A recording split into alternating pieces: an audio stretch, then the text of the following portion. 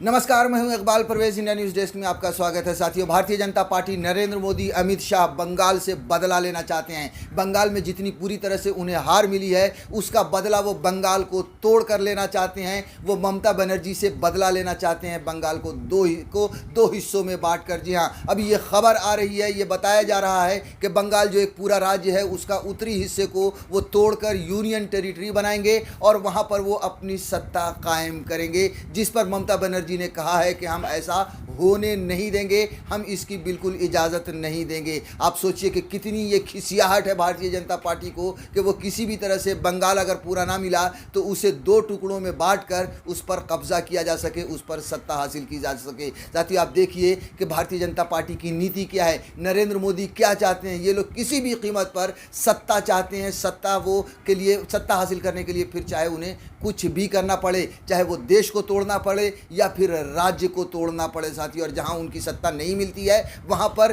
दूसरे दरवाजे से, शॉर्टकट रास्ते से भी वो अपनी सत्ता बनाते हैं। मैं आगे बताऊंगा कि और राज्य के साथ उन्होंने क्या किया है अपनी सत्ता बनाने के लिए। लेकिन फिलहाल हम बंगाल की बात कर लेते हैं कि बंगाल को भारतीय जनता पार्टी किसी भी कीमत पर जीतना चाहती थी। नरेंद्र मोदी ने अपनी पूरी ताकत झोंक दी, पूरी सेना लगा दी, अरबों करोड़ रुपए लगा दिए, मगर एक औरत ने बंगाल पर उन्हें फतह हासिल नहीं करने दिया। भारतीय जनता पार्टी को नरेंद्र मोदी को मुंह की खानी पड़ी, जिससे खिसियाकर अब नरेंद्र मोदी चाहते हैं कि बंगाल को दो हिस्सों में बांटा जाए और एक हिस्से को यूनियन टेरिटरी का दर्जा दिया जाए, जो जलपाईगुड़ी का उत्तर बंगाल का जो इलाका है, और उसमें नरेंद्र मोदी की भारतीय जनता पार्टी की सरकार हो। आप सोचिए कि सत्ता के लिए ये लोग क्या क्या कर सकते हैं। देखिए, ये जो खबर आई है कि उत्तर बंगाल को केंद्रीय शासित प्रदेश बनाना चाहती है बीजेपी, ममता बनर्जी बोली मैं इसकी इजाज़त नहीं दूंगी, मतलब किसी भी कीमत पर। और समझ लीजिए आपके, ये सिर्फ ममता बनर्जी से बदला नहीं है, बल्कि बंगाल की जनता से भी खिसियाकर बदला लेने के चक्कर में लगे हुए हैं भारतीय जनता पार्टी के लोग। पूरी भारतीय जनता पार्टी के तुमने अच्छा हमें हरा दिया, अब हम तुम पर इस तरह से शासन करेंगे। तुमने हमारी सरकार नहीं बनाई तो हम तुम्हें तोड़कर तुम पर शासन राज करेंगे। साथियों, अब देखिए, पश्चिम बंगाल की मुख्यमंत्री ममता बनर्जी ने केंद्र की सत्तारूढ़ पार्टी पर आरोप लगाया है कि वह बंगाल को विभाजित करने पर तुली हैं। उन्होंने कहा कि बीजेपी का एक वर्ग उत्तर बंगाल को केंद्र शासित प्रदेश बनाने की कोशिश कर रहा है। उन्होंने यह भी कहा कि वह राज्य में किसी भी फूट डाले और राज करो की नीति को जड़ नहीं लेने देंगी। मतलब उन्होंने ये बात कहा कि फूट डालो और राज करो की जो राजनीति है भारतीय जनता पार्टी की, हम उसकी जड़ को यहाँ पर मजबूत नहीं होने देंगे, हम जड़ को खोद देंगे। ममता ने कहा वे किसके हित में बंगाल को विभाजित करने की कोशिश कर रहे हैं। यूटी का क्या मतलब है? बनर्जी ने कहा इसका मतलब लोगों के अधिकारों को छीनना है, लेकिन मैं किसी को भी बंगाल को बांटने की इजाज़त नहीं दूंगी। साथियों, ये जो जलपाईगुड़ी का जो इलाका है वहाँ पर कई बार पहले भी जो है सो अलगाववाद की खबरें आती रही हैं, वहाँ पर बातें होती रही हैं, और उसी का फ़ायदा उठाना चाहती है भारतीय जनता पार्टी कि उस हिस्से को अलग करो और यूनियन टेरिटरी बनाकर उस पर अपनी सत्ता कायम करो। साथियों, देखिए, जहाँ पर भी उनकी सरकार नहीं बनती है तो मुझे लगता है कि भारतीय जनता पार्टी किसी भी तरह से अपनी सत्ता हथियाने में लगी होती है। दिल्ली के साथ आप देखिए कि दिल्ली के साथ क्या हुआ था। जी हाँ, दिल्ली में अरविंद केजरीवाल ने एक बार भारतीय जनता पार्टी को बुरी तरह से हराया, जब 2014 के बाद नरेंद्र मोदी की लहर चली थी। उसके बाद फिर पिछला जब चुनाव हुआ दिल्ली में, दोबारा फिर से भारतीय जनता पार्टी बुरी तरह से हारी। बीजेपी ने उसे भी जीतने के लिए, दिल्ली को जीतने के लिए अपनी पूरी ताकत झोंक दी थी, पूरी सेना लगा दी थी, लेकिन अरविंद केजरीवाल ने चूँकि दिल्ली के लिए कुछ काम किया था,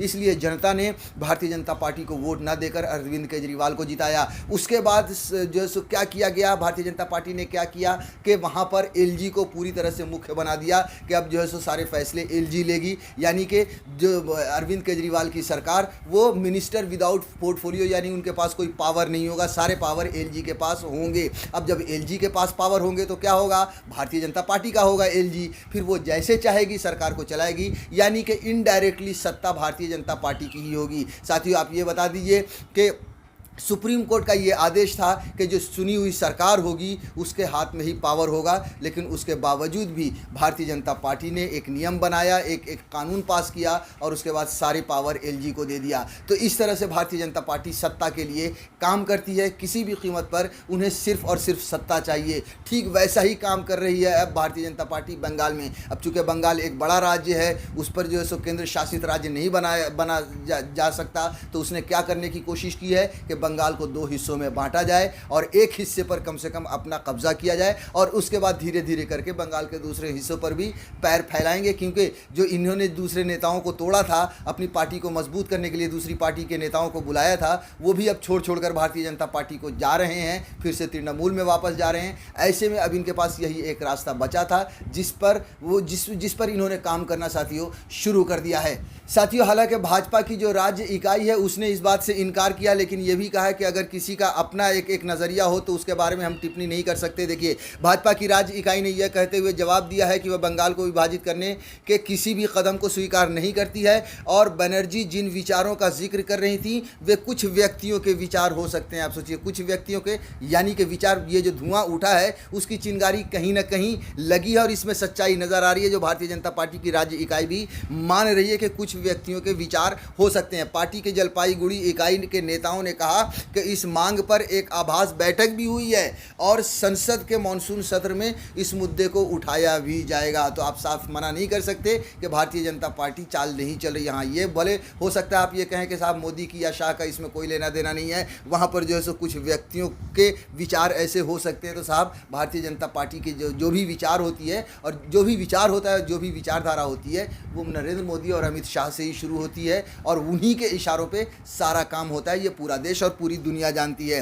राज्य भाजपा महासचिव सायंतनु बासु ने कहा, यह झूठी सूचना है, हमने कभी किसी अलगाववादी भावना का समर्थन नहीं किया। पश्चिम बंगाल को गोरखालैंड जैसे आंदोलन का सामना करना पड़ा है, लेकिन हम अपने रुख पर अडिग रहे हैं। पार्टी ने इस तरह के किसी भी मुद्दे पर कभी चर्चा नहीं की। उन्होंने कहा, अगर किसी व्यक्ति की कोई अलगाववादी महत्वाकांक्षा है तो वह इस पर टिप्पणी नहीं कर सकते। राज्य उपाध्यक्ष राजू बनर्जी बासु के बयान का समर्थन करते हुए कहा, तृणमूल कांग्रेस हमारी पार्टी को बदनाम करने की कोशिश कर रही है। भाजपा के जलपाईगुड़ी उपाध्यक्ष आलोक चक्रवर्ती ने हालांकि स्वीकार किया कि एक आभासी बैठक हुई थी जिसमें नेताओं ने भाग लिया था। देखिए साथियों, स्वीकार भी किया है कि एक आभासी बैठक हुई थी जिसमें लोगों ने भाग लिया है। चक्रवर्ती ने कहा, यहाँ कुछ समय से यह मांग की जा रही है, मुख्य रूप से इस क्षेत्र की उपेक्षा और विकास नहीं होने के कारण। यही कारण है कि उत्तर बंगाल अलगाववादी आंदोलन का गढ़ है।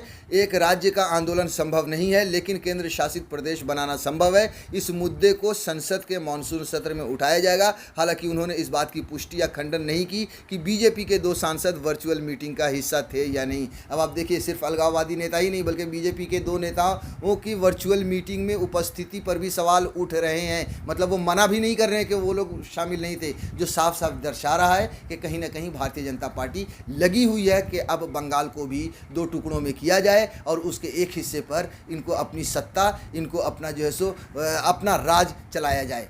मगर साथियों, ममता बनर्जी अड़ी हुई हैं और उनका साफ उन्होंने कहा है कि हम ऐसा करने नहीं देंगे, हम बंगाल को 2 टुकड़ों में बंटने नहीं देंगे। यूनियन टेरिटरी का मतलब जो है सो दिल्ली के अंडर में जब सब कुछ होगा तो यहाँ का हर आदमी हर चीज़ के लिए सिर्फ और सिर्फ मोहताज होगा। मगर साथियों, दूसरी तरफ ममता बनर्जी अड़ी हुई और उन्होंने कह दिया कि वो ऐसा होने नहीं देंगी। और वैसे भी आप देखिए कि बंगाल में जिस तरह से नरेंद्र मोदी को और भारतीय जनता पार्टी को ममता बनर्जी ने धूल चटाया है, तो इस बार भी वो धूल चटाएंगी ही चटाएंगी।